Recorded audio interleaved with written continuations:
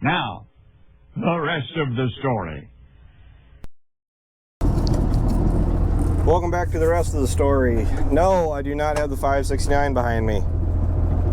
Actually, number one is I'm hoping the microphone is working. If it's not, I'm still going to post this video regardless. So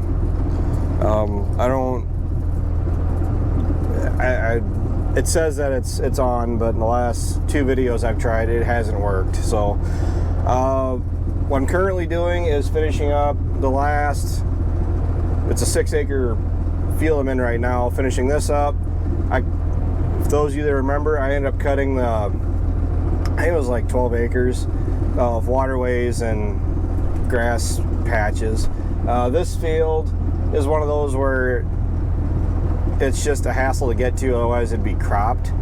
But especially with the bigger combine, trying to get into this field and the amount of crop that you probably destroy just trying to get the head maneuvered around to do it, it wasn't worth it. The only problem is that there's clover out here. Didn't plant clover. For those of you that watched the channel in the past know that I don't like clover. And the problem is I cut this stuff on Tuesday. It is Friday, and they're calling for rain for the next, well, starting at midnight tonight, and it's supposed to rain until midnight tomorrow night. No, 6 o'clock in the morning tomorrow morning until midnight tomorrow night. And the amount of actual material we're getting off of this is right at that borderline of really isn't worth it. But at the same time, it's still feed. Clover like this, it's the only field that I'm actually putting the preservative on. I mean, this is Dad's hay actually. Normally Ryan and Dad don't put preservative down. I know if we had a wrapper, for anybody that says we should wrap it, if wrapping it was an option, we would be wrapping it, but it's not an option. And 1st of June, you want to do something with it. And also, we ended up running out. Ryan did half of the 12 acres today, and he ended up running the 569 across the bunch. He put like 5 bales on it, just to give you an idea how much this stuff's actually yielding. Found some issues with the baler, nothing major. Everything from, I'm figuring it's just a calibration issue to a tooth that actually isn't broke, but the bolt that was holding the tooth onto the pickup bar was gone, which allowed the tooth to fall out, and then it was just freewheeling in the pickup. And Ryan stopped and called me, and he said, "Here, goofy noise, don't know what it is, doesn't sound good, come here and help." And ultimately, that's what we've determined is all it is. That won't take much to fix, and we'll be sitting good there. Calibration in regards to the height of the bales, I set it at 60-inch bales. It's dropping out 56, 57-inch bales. So we're going to calibrate, adjust. I'm not sure yet because I never got a book with that baler. We got a technical book coming, and we're going to see if that might have what I need in it to figure out what's going on with that baler. It's good to know that we can run it, and it did make hay. It's just that the stuff it's wet. It's not going to dry in the amount of time we had to get it dry, and it's either we make it now or you run the risk of letting it lay for another week without getting a real chance to make it, because they're calling for rain every other day starting tomorrow, and it looks like Friday of next week is my next real chance to cut. And depending on what it looks like the following days after that will determine whether or not I'll cut, because that's the last day they're calling for rain.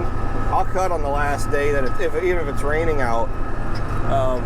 Cut it, windrow it, ted it twice, and get it made. The valley is, every day that ticks by, the valley is creeping up on my list of priorities that I want to get done, because the sooner I can get it off, the sooner I can fertilize it again and get second cut coming, because we get to the 15th of June, approximately. I'm not sure what we'll be looking at when we get it made, but anything after the 15th of June, you're already looking at the end of July, 1st of August to get second cut, because it's grass and it doesn't rebound just as quick as alfalfa does. And I'm going for quantity, not necessarily quality. Granted, I want both. I'm a greedy person like that.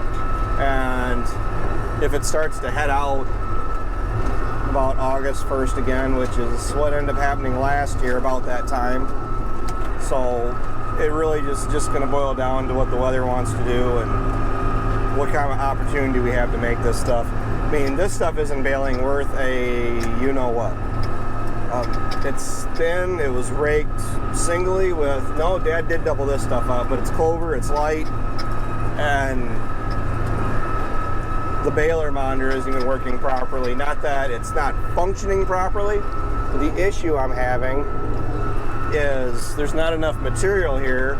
Even with me driving drunkenly, it's all over the place to where I'll get one of the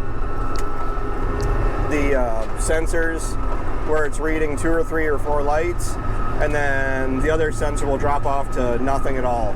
And then I'll drive over where the left sensor is reading that, yeah, I got tension over here, and it's aggravating. The stuff that we made today, it's doing waterways and this. It's cow feed.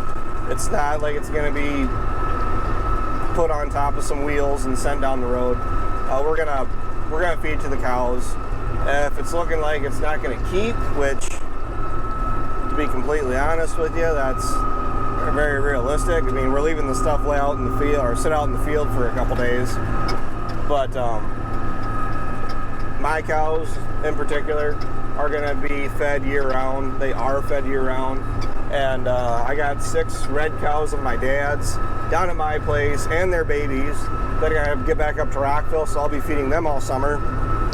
And then, yes, I'm swapping out, a bunch of my cows, switching the colors around, but this stuff, if it's not going to keep in a line stacked up, or it just wants to start to heat and go sour on us, we'll put it in front of the cows right away and we'll get some kind of use out of it. So the cows aren't going through a whole lot of feed right now as it is, at least the ones at Rockville. They're out on grass. I guess the bulls are currently in on the hay feeder, but the bulls aren't going to be in there much longer anyway either. And that's what I'll typically do. I got to spray the pasture for thistle because the thistles are coming up bad. But I'll let the cows have the grass, they'll mow it off, and as soon as I start seeing them push the fences, they're done, and I lock them back in, and they can eat hay for XYZ amount of time. The issues I was having with this one, especially on the finer grass that was in the field before here, is that, I've mentioned it before, I got that spare roll of net wrap behind me, which I'm probably going to have to throw in here before I'm done. I only got like 3 bales left, and the hay, the grass is being thrown up in front of the bale, on the front of the baler here, from the pickup teeth, and it just plugs everything up front. And I just spent 5 minutes digging that out. So we're running the balers, we're making sure the balers are running functionally, but as far as the significant areas of hay that'll need to be made here, they aren't cut yet. So with 2 balers, even making what we did today with what little bit, even though I was helping Ryan, or I was helping Ryan, but I was getting that 569 started to make sure that it wasn't going to explode.